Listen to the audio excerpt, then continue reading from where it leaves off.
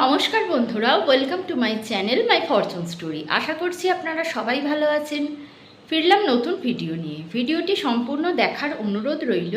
আর ভিডিওটি দেখে যদি ভালো লেগে থাকে তাহলে প্লিজ একটা লাইক করে দেবেন, আর অবশ্যই চ্যানেলটি সাবস্ক্রাইব করে আমার পাশে থাকবেন। আমি আপনাদের কাছে প্রথমেই ক্ষমা চেয়ে নিচ্ছি, কারণ নেটওয়ার্কের প্রবলেমের জন্য না আমি আমার দুদিন পর পর ভিডিও আসার কথা, সেটা আমি পোস্ট করতেই পারছি না। এত নেটওয়ার্কের প্রবলেম এই আমার শ্বশুরবাড়ি এলাকাটায়। তো আমি চেষ্টা করছি যে যাতে রেগুলার আপনাদের কাছে ভিডিও আমি আনতে পারি। প্লিজ দয়া করে আমায় ক্ষমা করে দেবেন। আর আমার একটা অনুরোধ রইল যে অবশ্যই আমার ভিডিওটা আপনারা দেখতে থাকবেন। তাহলে চলুন ভিডিওটি স্টার্ট করি। সেকেন্ড দিন দিব্যসোনাকে রেডি করে আমি বেরিয়ে পড়েছি। আজকে আর ওর বাবা যাবে না। আজকে ওদের আছে ফ্যান্সি ড্রেস, মানে গোয়াজ ইউ লাইক আর কি। ওরা র্যাম্পে হাঁটবে। তো আমি ওকে কিছুই সাজাইনি, এত দূর থেকে একা যাব আমার পক্ষে সম্ভব হয়নি। তো ওকে নিয়ে আমি ট্রেনে করে দিয়ে এলাম স্কুলে। আর জানেন তো, তারপর আর কোনো ভিডিও করতে দেয় না স্কুলে। এটা উচিতও নয়, তবে তাই জন্য আর আমি ভিডিও করতে পারিনি। আর আমরা সব মা বন্ধুরা মিলে চলে গিয়েছিলাম একটা কালী মন্দিরে। ওখান থেকে যেতে হয় কিছুটা। তো সেখানে গিয়ে এবার কালী মন্দিরে গিয়েছি, আর সেখানে পুজো দেব না, সেটা তো হয় না। তাই জন্য একটু মিষ্টি কিনে নিলাম আর নিয়ে মায়ের কাছে চলে গেলাম। সত্যি মন্দিরটা এমন কিছু বড় নয়, এমন কিছু জাঁকজমক নেই, কিন্তু মা যে এখানে আছে, মায়ের যে একটা প্রাণ আছে, সেটা কিন্তু মন্দিরে পা রেখে বোঝা গেল। আর ঠাকুরমশাই এসেছেন এখানে মাকে পুজো করতে। উনি আগে নারায়ণ পুজো করবেন, তারপরে মায়ের পুজো হবে। তো সেই অনুযায়ী নির্দেশ দিয়ে দিয়েছে যখন, তখন উনি নারায়ণ চান করাতে ব্যস্ত আছেন। আমি সেই সুযোগে দেখছিলাম এই মন্দিরে আর কি কি ঠাকুর আছে। এখানে রাধাকৃষ্ণ, জগন্নাথ, বড় ঠাকুর, হনুমানজি, মানে যেগুলো আর কি আমরা বাঙালিরা আর কি প্রায় সময় পুজো করে থাকি, যে যে দেবদেবীর, সেইগুলো সবই আছে। তারপরে দেখলাম একটা বেশ বড় লোকনাথ বাবার মূর্তি। এটাও দেখে বেশ ভালো লাগলো আমার। তারপরে আছে একটা বেশ বড় শিব। এই শিবটাকে দেখেই না আমার জল ঢালতে ইচ্ছা করছিল। মানে যে কোনো অকেশানে এই এলাকায় যারা থাকে তাদের বাইরের মন্দিরে কোথাও যেতে হবে না, এইখানেই সমস্ত কিছু পেয়ে যাবে। যেমন জন্মাষ্টমীতে রাধাকৃষ্ণ পুজো হবে, তারপরে লোকনাথ বাবাজির পুজো, এই যে গণেশ, আবার একজন গণেশ, মানে একজন বলছি আর কি, গণেশ মূর্তি। তো গণেশ চতুর্থীতেও পুজো করা যাবে। ओम नमो विष्णुपंचमदेवी चतुष्ट वरदो भवो मम परिवार सुगणगिरि संक्रमितो। ঠাকুরমশাই বেশ সুন্দর করে নাম গোত্র নিয়ে এক একজন পরপর করে নাম গোত্র নিয়ে বেশ সুন্দর করে উনি পুজো করে দিলেন। আর পুজোর শেষে মিষ্টির প্যাকেটের ভেতর মায়ের আশীর্বাদী ফুল, বেলপাতা আর একটু করে সিঁদুরও লাগিয়ে দিচ্ছিলেন। উনি বেশ সুন্দর সিস্টেমেটিক্যালি কাজ করছিলেন। উনি আমাদের অঞ্জলিও দিয়ে দিয়েছেন, আর শান্তি জলও দিয়ে দিয়েছে। অঞ্জলির মধ্যে আবার প্রথমে নারায়ণকে অঞ্জলি দিল, তারপরে দেওয়ালো শিবকে, তারপরে মা কালীকে। খুব সুন্দর আমার সিস্টেমটা লাগলো। উনি এখান থেকে পুজো করে আবার হনুমানজির পুজো করতে যাবেন। আর আমরা বেরিয়ে না, আমাদের মধ্যে একজন আইসক্রিম খাওয়ালো। এত গরমের মধ্যে আইসক্রিমটা খেয়ে না তবে যেন শরীরের ব্যালেন্সটা থাকলো। তারপরে মেট্রোয় করে আবার চলে এলাম স্কুলে। আর ইনচার্জ ম্যাম আমাদের গার্জেনদের ধন্যবাদ জানাচ্ছে যে এই এতদিন, মানে 3 দিন, 2 দিন ইভেন্টটা হলো, তার মধ্যে আমরা যে কতটা কোঅপারেট করেছি সেজন্য ম্যাম থ্যাঙ্কস জানালো। আর সবাই এই দেখুন এক এক করে সেজে বেরোচ্ছে, কেউ পুলিশ, কেউ আর্মি। আমার দিব্যসোনা এমনি একটা জামা পরে বেরিয়েছে। ও আমাকে বলছিল যে কেন আমাকে এমনি বাড়ির ড্রেস পরিয়ে বার করলে, কেন আমাকে কোনো ড্রেস পরালে না। তো যাই হোক, ও তো আর বুঝবে না, ছোট বাচ্চা, কেন আমার সমস্যাটা কী। তারপরে বেরিয়েই আর কি সব বাচ্চাদের নিয়ে আমি একটা ফটো তুলতে চাইছি, আর এই দেখুন এই বাচ্চাটা বায়না শুরু করে দিয়েছে। ওর মায়ের কাছে কিছু বায়না আছে, সেটা পূরণ করবার দাবিতে ও আর ফটো তুলবে না।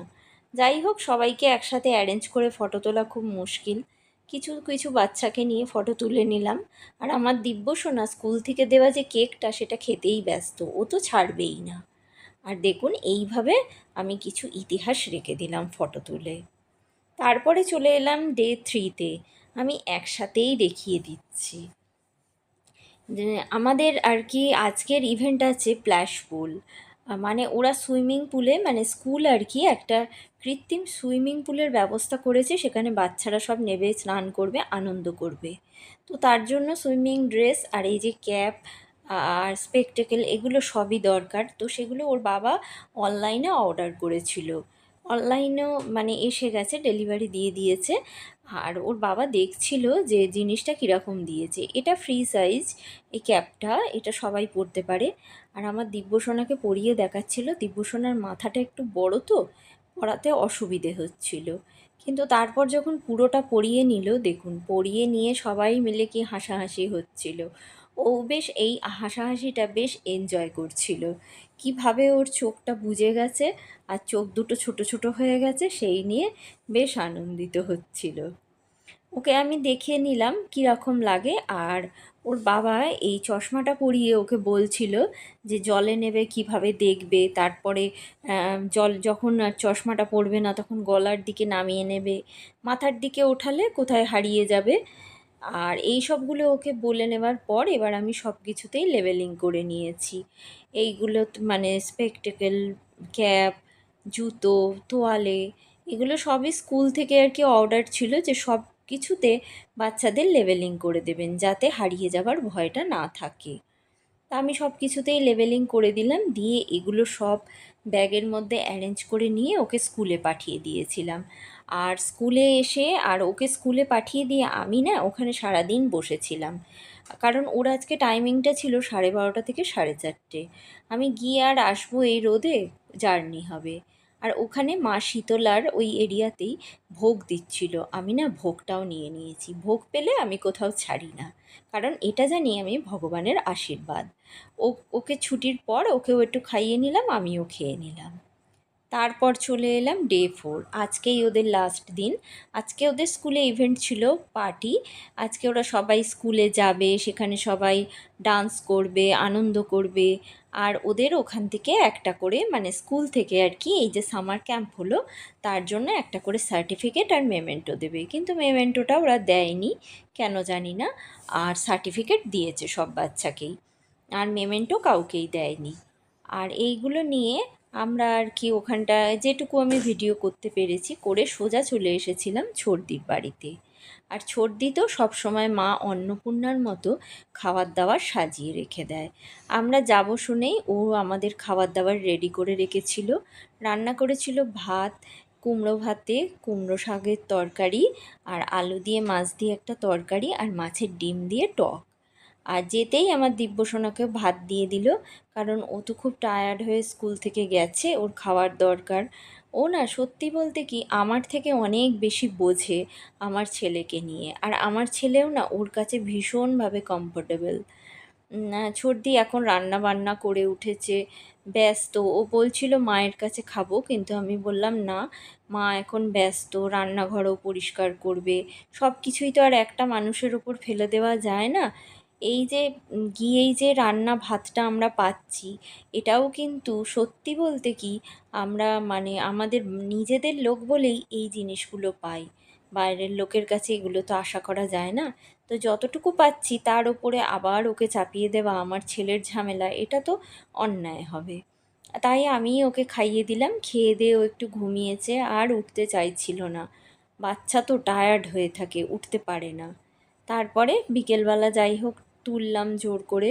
আর ছর্দি তারপরে ওকে ড্রেস করিয়ে দিচ্ছে, ওকে গা হাত পা মুছিয়ে দিয়েছে। আর সোনাই হেল্পিং হ্যান্ড, ও পাউডার এনে দিচ্ছে, চিরুনি এনে দিচ্ছে, ভাইকে জামা কাপড় এনে দিচ্ছে।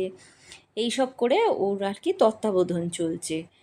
আর ও মায়ের কাছে না খুব রিল্যাক্স, মানে মা ওকে কিছু করিয়ে দিলে ও মনে করে যে মায়ের কাছে আমি সব থেকে মানে মা সব কিছু পারে আর কি, এই রকম একটা ব্যাপার। মায়ের কাছে আমি করলে সেই জিনিসটা আমার পারফেক্ট হবে, ওর মধ্যে এই একটা জিনিস আছে। আমাকে বারবারই বলে তুমি মায়ের মতো এটা করতে পারো না, মায়ের মতো ওটা করতে পারো না। তার মানে ও যে মাকে সব সময় মিস করে সেটা কিন্তু ওর কথা থেকেই বোঝা যায়। ও তো বাচ্চা, পুরো সেন্টেন্সটা ঠিক করে বলতে পারে না, বুঝিয়ে বলতে পারে না, কিন্তু ওর ভাবে সবটাই বোঝা যায়।